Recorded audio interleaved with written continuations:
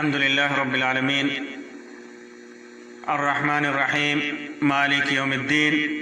والصلاة والسلام على سيد المرسلين وعلى آله وصحبه أجمعين أما بعد. محترم سامعین و ناظرین،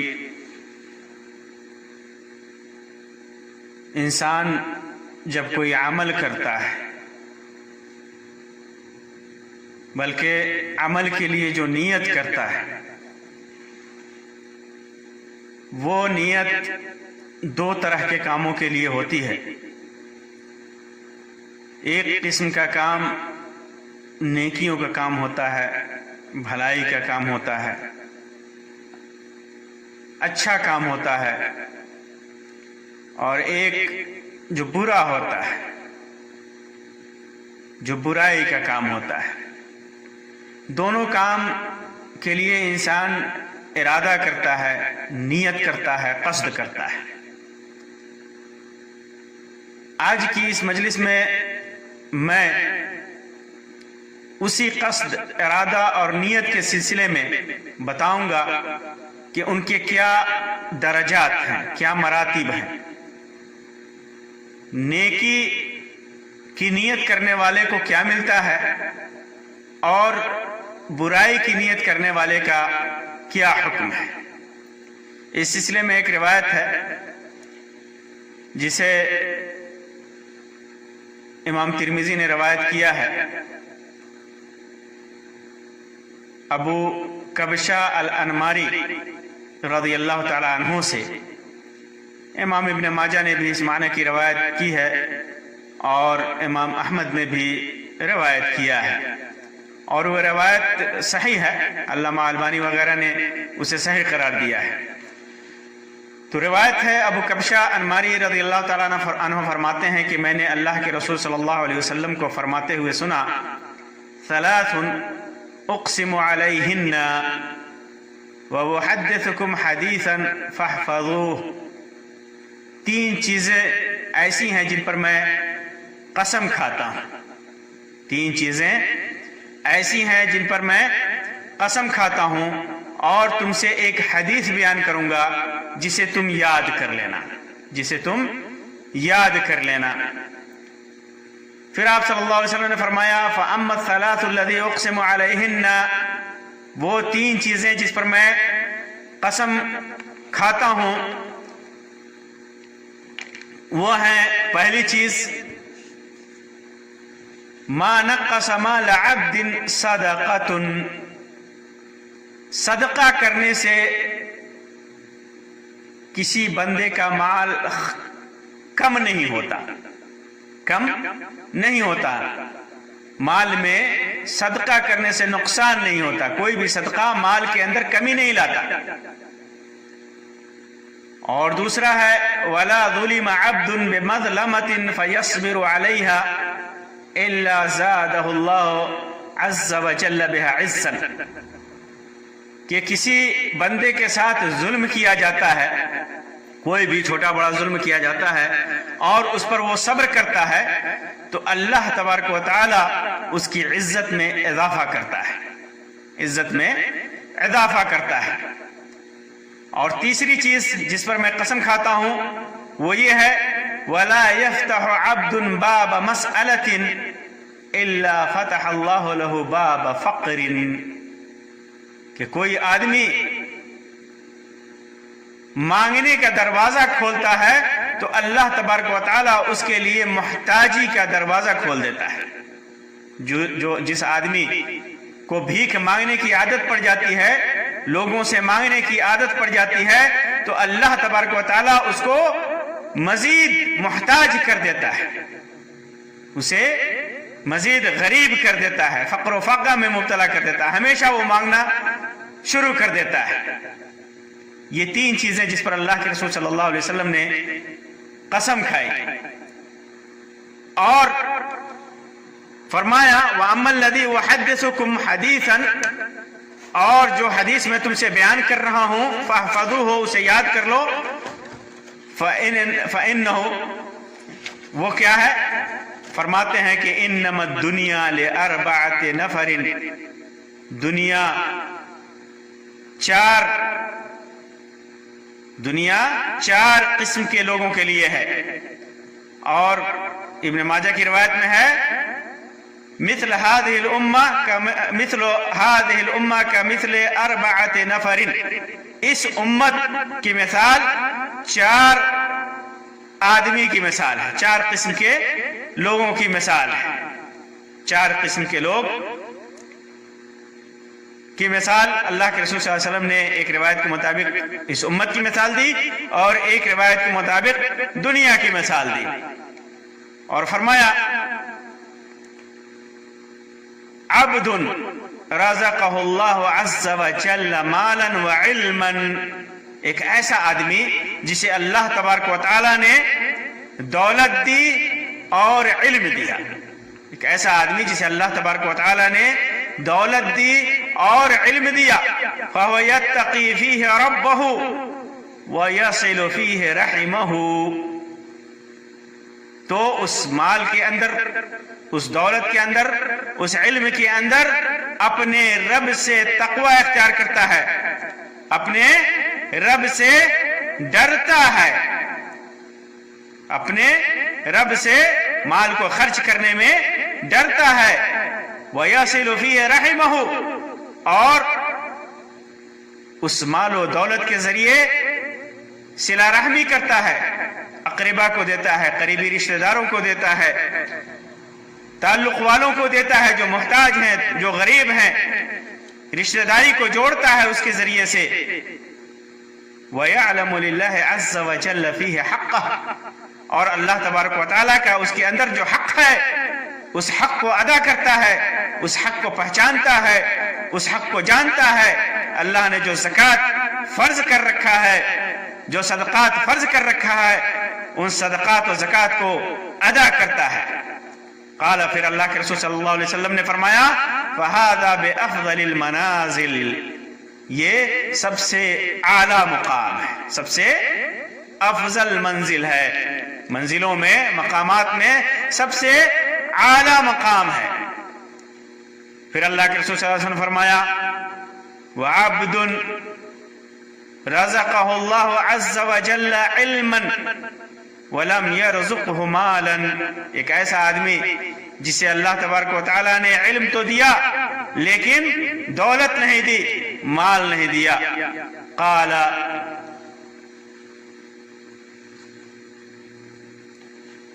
فرمایا کہ فَهُوَ يَقُولُ، وہ کہتا ہے، علم دیا دولت نہیں دی لیکن وہ کہتا ہے کہ لو كان لي مال عملت بعمل فلان، کہ اگر میرے پاس دولت ہوتی تو میں فلاں کی طرح عمل کرتا، فلاں کی طرح اللہ کے راستے میں خرچ کرتا، فلاں شخص کی طرح رشتہ داروں کا حق ادا کرتا، جسے اللہ تبارک و تعالیٰ نے دولت دے رکھا ہے وہ اللہ کے راستے میں خرچ کرتا ہے، میں بھی اس کی طرح خرچ کرتا۔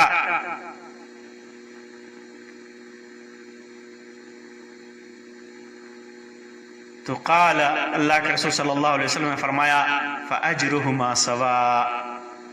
دونوں کا اجر برابر برابر ہے، نیت خالصہ کی وجہ سے، نیک نیت کی وجہ سے دونوں کا اجر برابر ہے، جو اللہ کے راستے میں خرچ کر رہا ہے اور جو خرچ کرنے کی نیت رکھ رہا ہے لیکن اس کے پاس خرچ کرنے کے لیے دولت نہیں ہے اللہ کے راستے میں، اور لیکن نیت ہے، قصد ہے، ارادہ ہے، تو اللہ تبارک و تعالیٰ اس کی نیت کی وجہ سے اس کا ثواب بھی اس کے برابر دیتا ہے۔ اور فرمایا کہ دوسرا وَعَبْدٌ رَزَقَهُ اللَّهُ مَالًا، ایک ایسا آدمی جسے اللہ تبارک و تعالیٰ نے دولت دیا وَلَمْ يَرْزُقْهُ عِلْمًا، لیکن علم نہیں دیا، دولت تو دیا لیکن علم نہیں دیا، فَهُوَ يَخْبِطُ فِي مَالِهِ بِغَيْرِ عِلْمٍ لَا يَتَّقِي فِيهِ رَبَّهُ عَزَّ وَجَلَّ، تو اپنے مال کے اندر ناسمجھی کی بنیاد پر خسارہ اختیار کرتا ہے، اپنے مال میں اللہ کا حق نہیں جانتا اپنے مال میں لا یصل فیہ رحمہ، رشتہ داروں کو نہیں دیتا اور اپنے رب سے نہیں ڈرتا، اس مال کے اندر جو خرچ کرتا ہے وہ اللہ کی رضا اور خوشنودی کے لیے نہیں ہوتی، ایسی چیزوں میں خرچ کرتا ہے جو غلط جگہیں ہیں، فَهَذَا بِأَخْبَثِ الْمَنَازِلِ، تو ایسا آدمی سب سے برے مقام میں ہے، سب سے برے مقام میں ہے۔ قال فرماتے ہیں وَعَبْدٌ لَمْ يَرْزُقْهُ اللَّهُ مَالًا وَلَا عِلْمًا، اور ایک ایسا آدمی جسے اللہ تبارک و تعالیٰ نے نہ مال دیا ہے اور نہ علم دیا ہے، تو کہتا ہے وہ لو کان بی مال لعملت بعمل فلان، اگر میرے پاس بھی دولت ہوتی تو میں بھی اس آدمی کی طرح خرچ کرتا جو اللہ کی رضا اور اللہ کی خوشنودی کے لیے خرچ نہیں کرتا، رشتہ داروں کا حق نہیں سمجھتا، اللہ سے ڈرتا نہیں۔ اگر اللہ تبارک و تعالیٰ نے مجھے بھی مال دیا ہوتا تو میں بھی اسی کی طرح خرچ کرتا، غلط راستے میں خرچ کرتا، اللہ سے نہیں ڈرتا۔ تو اللہ کے رسول صلی اللہ علیہ وسلم فرمایا ہی نیتہ، یہ اس کی نیت ہوتی ہے، یا ایک روایت میں ہے فَهُوَ بِنِيَّتِهِ، تو اس کو اس کے نیت کے مطابق گناہ ملے گا۔ فَوِزْرُهُمَا فِيهِ سَوَاءٌ، اس معاملے میں دونوں کا گناہ برابر برابر ہے، دونوں کا گناہ اس سلسلے میں برابر برابر ہے، اس کی نیت کی وجہ سے اور اس کے عمل کی وجہ سے دونوں کا گناہ برابر برابر ہے۔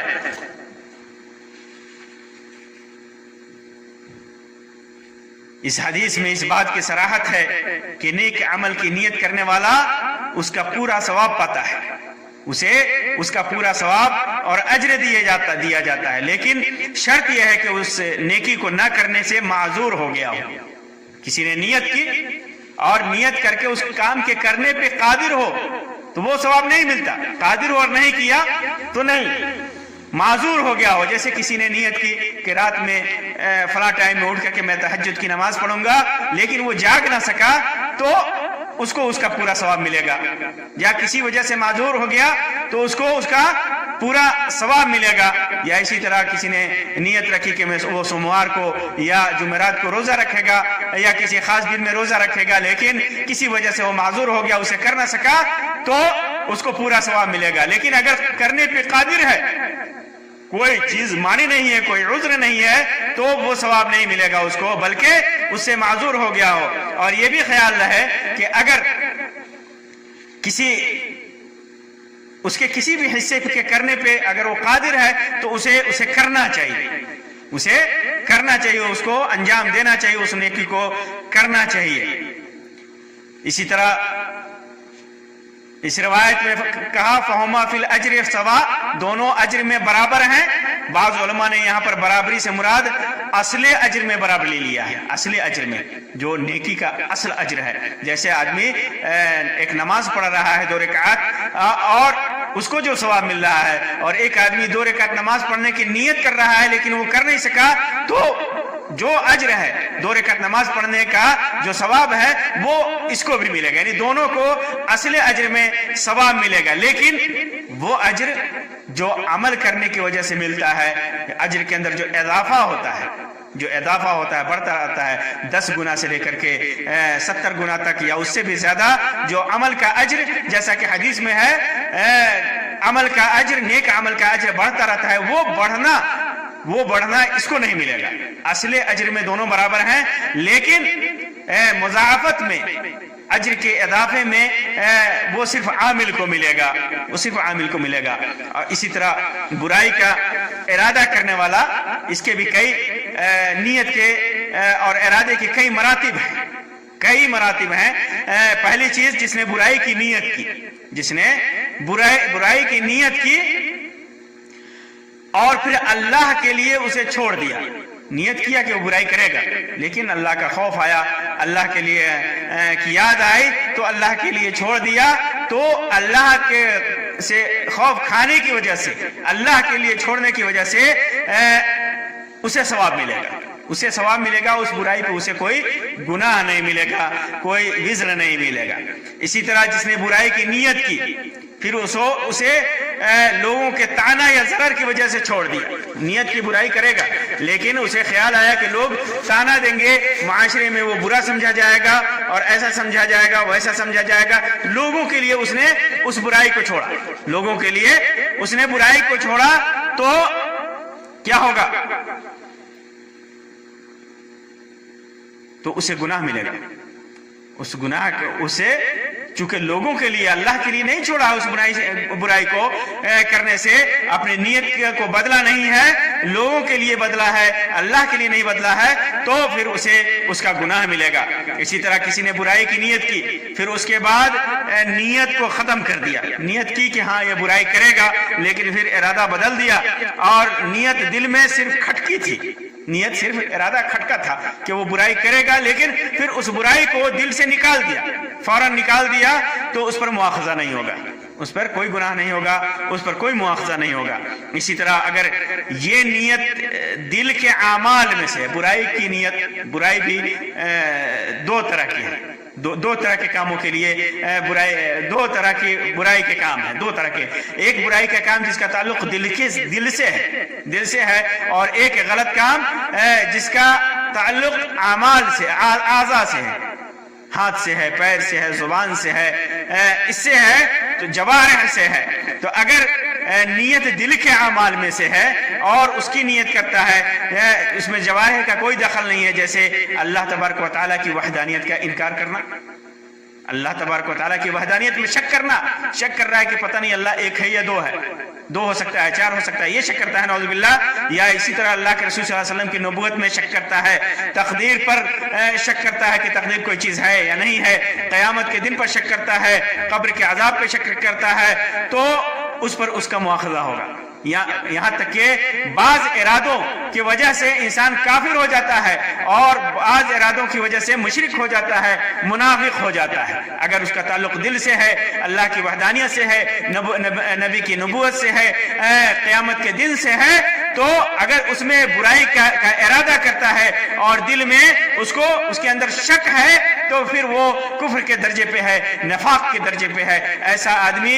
اس کا ارادہ کرنے والا، اس کی نیت کرنے والا منافق ہوتا ہے، مشرک ہوتا ہے، کافر ہوتا ہے، اور اس پر اس کا مواخذہ ہوگا. اور اگر جوارح کے اعمال میں سے ہے، جس کا تعلق جوارح سے ہے، جیسے